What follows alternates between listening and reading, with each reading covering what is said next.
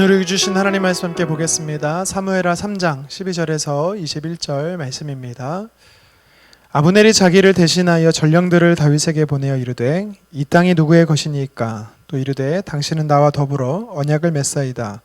내 손이 당신을 도와 온 이스라엘이 당신에게 돌아가게 하리이다 하니 다윗이 이르되 좋다. 내가 너와 언약을 맺거니와 내가 내게 한 가지 일을 요구하노니 나를 보러 올 때에 우선 사울의 딸 미갈을 데리고 오라. 그리하지 아니하면 내 얼굴을 보지 못하리라 하고 다윗이 사울의 아들 이스보셋에게 전령들을 보내 이르되 내 처 미갈을 내게로 돌리라. 그는 내가 전에 블레셋 사람의 포피 100개로 나와 정혼한 자니라 하니 이스보셋이 사람을 보내 그의 남편 라이스의 아들 발디엘에게서 그를 빼앗아 오매 그의 남편이 그와 함께 오되 울며 바후림까지 따라왔더니 아브넬이 그에게 돌아가라 하매 돌아가니라. 아브넬이 이스라엘 장로들에게 말하여 이르되 너희가 여러 번 다윗을 너희의 임금으로 세우기를 구하였으니 이제 그대로 하라. 여호와께서 이미 다윗에 대하여 말씀하시기를 내가 내 종 다윗의 손으로 내 백성 이스라엘을 구원하여 블레셋 사람의 손과 모든 대적의 손에서 벗어나게 하리라 하셨음이니라 하고 아브넬이 또 베냐민 사람의 귀에 말하고 아브넬이 이스라엘과 베냐민의 온 집이 선하게 여기는 모든 것을 다윗의 귀에 말하려고 헤브론으로 가니라. 아브넬이 부하 20명과 더불어 헤브론에 이르러 다윗에게 나아가니 다윗이 아브넬과 그와 함께한 사람을 위하여 잔치를 배설하였더라. 아브넬이 다윗에게 말하되 내가 일어나 가서 온 이스라엘 무리를 내 주 왕의 앞에 모아 더불어 언약을 맺게 하고 마음에 원하시는 대로 모든 것을 다스리시게 하리이다 하니 이에 다윗이 아브넬을 보내매 그가 평안히 가니라. 아멘. 본문을 가지고 원래의 자리로 한 제목으로 말씀 증거하겠습니다. 기억하면 아직도 제 가슴이 먹먹해지는 한 편지가 있습니다. 6년 전에 온 국민의 마음을 아프게 했던 이 세월호 사건 때 자녀를 잃은 한 어머니의 편지 내용입니다. 그분은 자신을 집사라고 표현을 했습니다. 제가 정확한 워딩을 다 기억하지는 못하지만 이런 문구가 있었습니다. 하나님은 그때 무엇을 하고 계셨습니까? 왜 우리 아이가 죽어가는 순간에 하나님께서는 가만히 계셨냐라는 거죠. 한 맺힌 표현이었습니다. 하나님을 이해할 수 없다라는 거죠. 만약 이분과 같은 상황이 여러분의 삶에 발생했을 때 여러분은 그래도 하나님을 좋으신 분이다라고 말씀할 수 있으시겠습니까? 하나님을 믿지 않는 이 비그리스도인들이 왜 신앙을 갖지 않는가? 여러 이유가 있겠지만 그 중에 한 가지가 하나님은 왜 그렇게밖에 하실 수 없냐라는 거죠. 만약 하나님이 좋으신 분이라면 그의 자녀들 앞에 삶의 고난과 환난이 왔을 때 막아주셔야 되는 거 아닌가? 아니면 사전에 미리 말씀하셔야 되는 거 아닌가라는 질문을 던집니다. 물론 우리 그리스도인들 중 안에서도요. 말은 안 해서 그렇지 이런 동일한 퀘스천을 갖고 있는 분들이 계십니다. 이런 질문은 우리 시대에만 있는 게 아닙니다. 과거 성경에도 보면 시편 43편 2절에 주는 나의 힘이 되시니 하나님이시거늘 어찌하여 나를 버리셨나이까? 내가 어찌하여 원수의 억압으로 말미암아 슬프게 다니나이까? 지금 시편 기자가 뭐라고 고백하고 있습니까? 하나님 왜 나를 버리셨습니까? 라는 아픔 표현을 이야기하고 있는 것입니다. 사실 이 시편 기자의 고백은요, 원수의 조롱과 또 핍박 때문에 고통스러워서 말하는 것이 아니라 이런 상황 가운데 왜 하나님 나를 버려두셨냐라는 어떻게 보면 하나님을 이해할 수 없다라는 표현을 하고 있는 것입니다. 오늘 말씀에도 보면은요, 중요 핵심 인물은 아니지만 우리가 한번 생각해 봐야 할 인물들이 등장합니다. 그들이 누구냐면 미갈과 발디엘입니다. 북이스라엘의 군대 장관 아브넬이 다윗에게 투항하여 이제는 통일 이스라엘을 제안을 하죠. 다윗에게는 희소식입니다. 그런데 다윗이 이렇게 자신에게 투항한 아브넬에게 진정성을 묻기 위해 한 가지 요청을 하지요. 그것이 뭐냐면 자신의 아내였던 미갈을 돌려보내라는 것입니다.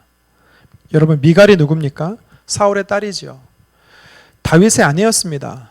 헤어진 지 십수년이 됐기 때문에 얼마나 보고 싶었겠습니까? 그러니 아내를 보고자 하는 다윗의 마음을 우리는 이해할 수 있습니다. 하지만 오늘 성경 15절 16절에 보니까 미갈에게는 이미 다른 남편이 있습니다. 16절 후반절에 보면 미갈의 현 남편이 울며 따라왔다라고 성경은 기록하고 있습니다. 자신의 아내를 사랑했다라는 거죠. 어떻게 보면 이 발디엘에게 있어서 이 상황은요, 하루아침에 날벼락입니다. 멀쩡한 가정을 깨는 듯한 모습이 성경에 기록되어 있는 겁니다. 근데 그 장본인이 누굽니까? 다윗입니다. 6.25 때 피난길에 갔던 남편은 한국에 남게 되고 아내는 북한에 살다가 헤어진 분들이 계십니다. 서로의 생사를 알 수 없어 각각 결혼하여 다른 가정을 이뤘습니다.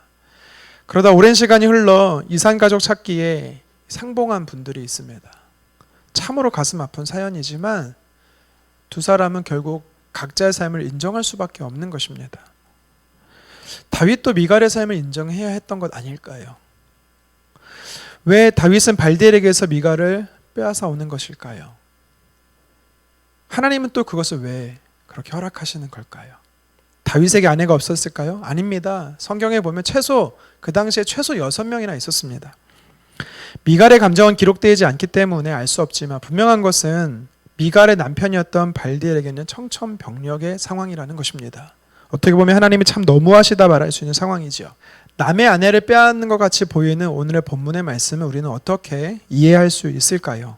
자, 먼저 왜 다윗이 미갈을 아브네겔에게 요청했는지를 우리는 먼저 살펴봐야 할 것입니다. 14절 중반절에 다윗이 이렇게 말합니다.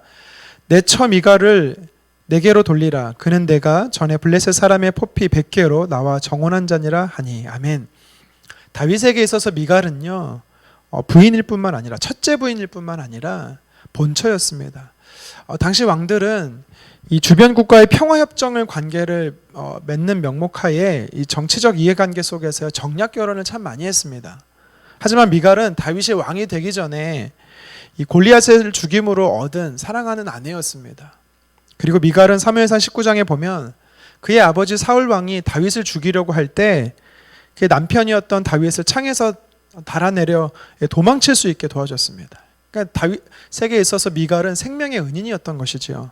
자기 목숨을 살려줬던 귀한 아내였습니다. 그리고 다윗이 미갈을 향해 자신의 아내라고 말하고 있는데요. 충분한 이유가 되는 것이 당시 부부관계가 정리가 되기 위해서는요, 아내를 위해 지불했던 지참금은 다윗은요 돌려받아야 했습니다. 하지만 다윗은 그것을 돌려받지 않았다라고 성경은 이야기하는 거죠. 그렇기 때문에 법적으로 다윗은 미갈과 부부관계였던 것이죠. 이번엔 반대로 현 남편이라고 말하는 발디엘의 입장에서 성경을 한번 봤으면 좋겠습니다. 발디엘이 미갈을 아내로 취할 때 미갈이 다윗의 아내였음을 몰랐을까요? 당연히 알고 있습니다.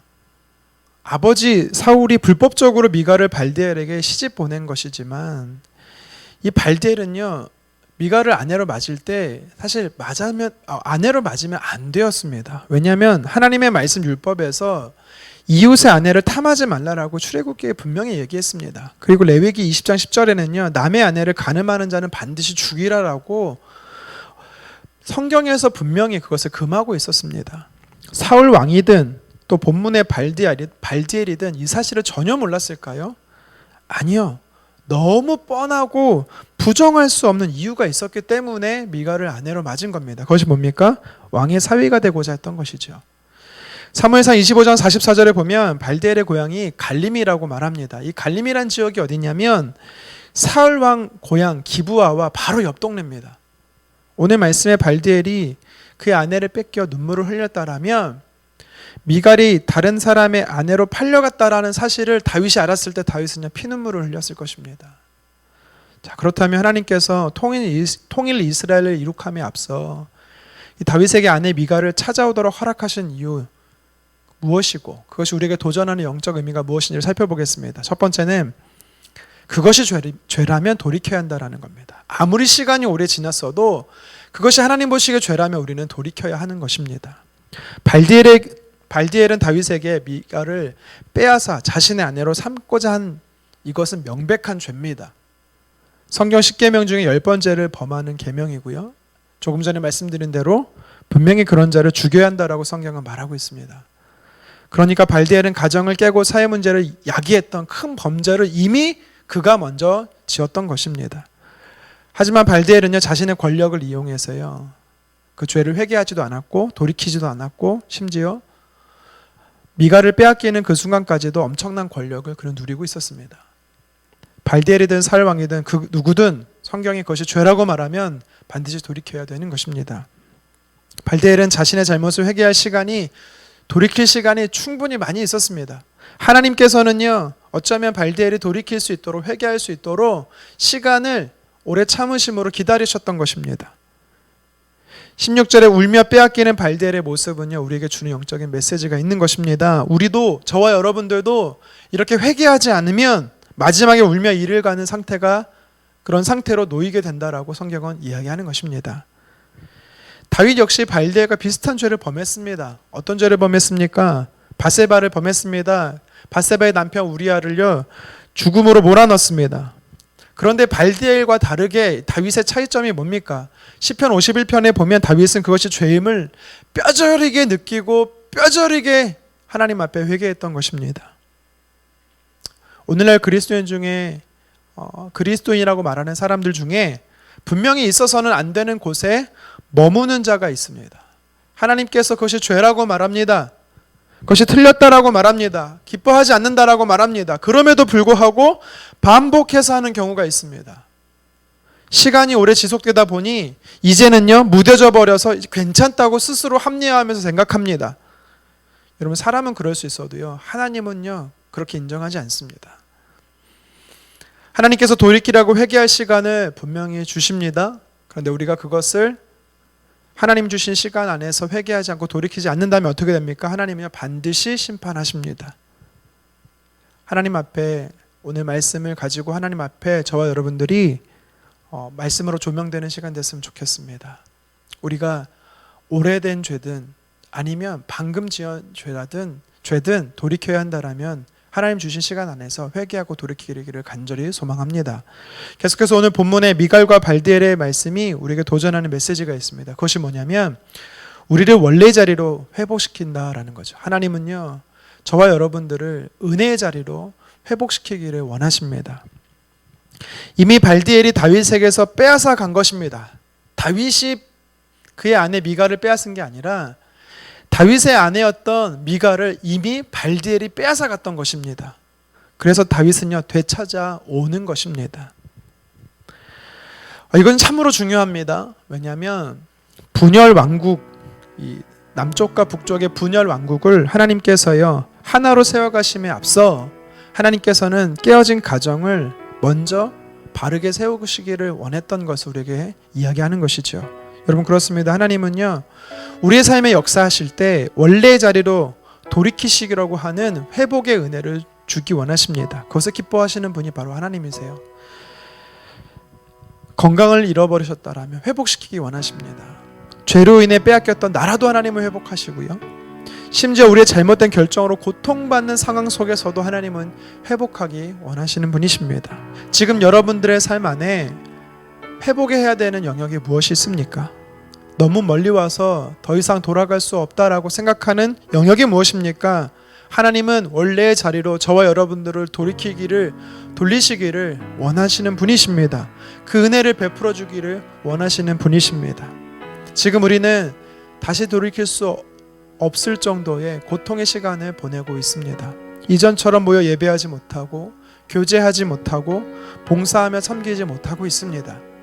그러나 하나님은요, 분명히 오늘 말씀을 통해 하나님은요, 원래의 자리로 돌이키기 원하시는 분이심을 여러분 기억하셨으면 좋겠습니다.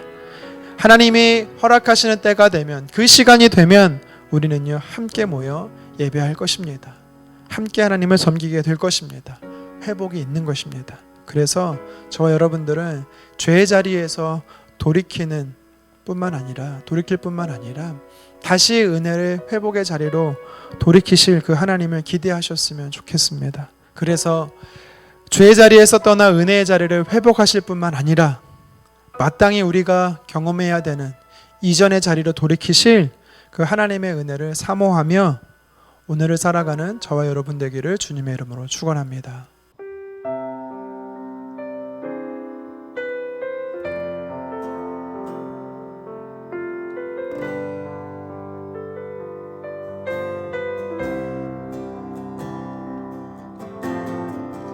하나님 한 번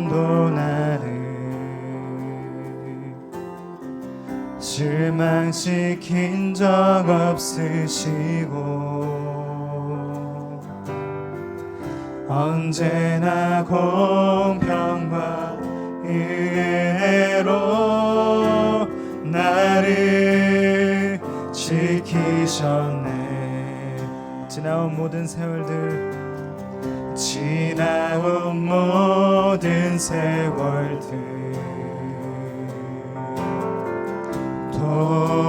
돌아보아도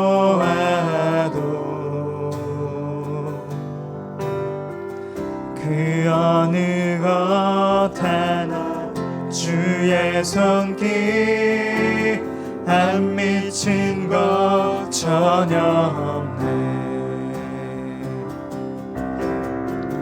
오 신실하신 주, 오 신실하신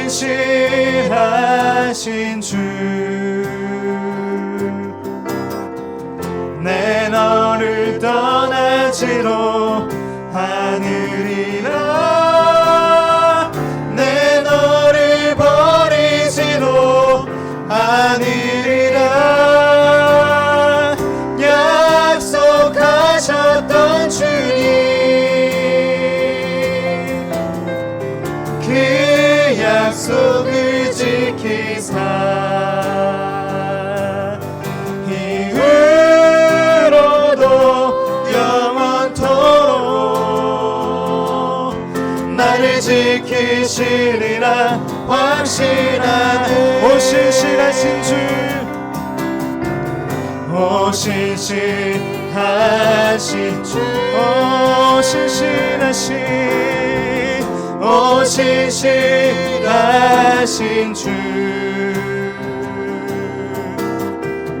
내 너를 떠나지로 않으리라.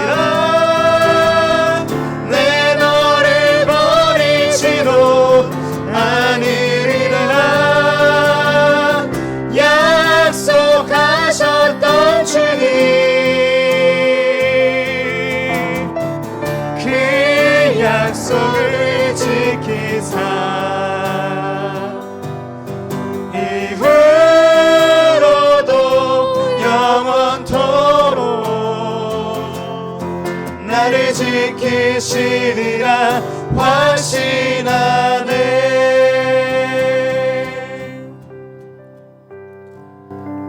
주님, 오늘 말씀을 통해서 원래 있어야 했던 자리로 돌이키시는 하나님을 보게 하셔서 감사합니다. 오늘 그 성품을 따라, 주님을 따라 우리가 하나님이 있어야 한다라고 말하시는 그 영역 속에서 멀어진 삶이 있습니까? 하나님, 그렇다면 용기를 내어 그 죄의 자리를 떠나 하나님 기뻐하시는 자리로 돌이킬 수 있도록 주님 도와주시옵소서. 뿐만 아니라 주님께서는 다윗에게 허락하셨던 회복의 자리, 은혜의 자리가 있었고 그것을 주의 열심히로 회복시켜 주시겠다라고 도전하셨습니다. 하나님, 그 약속의 말씀은 우리 삶에도 잃어버렸던 은혜의 자리를 회복해 하신다라는 하나님의 약속인 줄 믿습니다. 우리 사랑하는 성도님들의 삶 안에 하나님 회복되어야 되는 영역이 있다면 주께서 베풀어 주신 그 은혜의 자리, 원래의 은혜의 자리로 돌아갈 수 있도록 주님 도와 주시옵소서.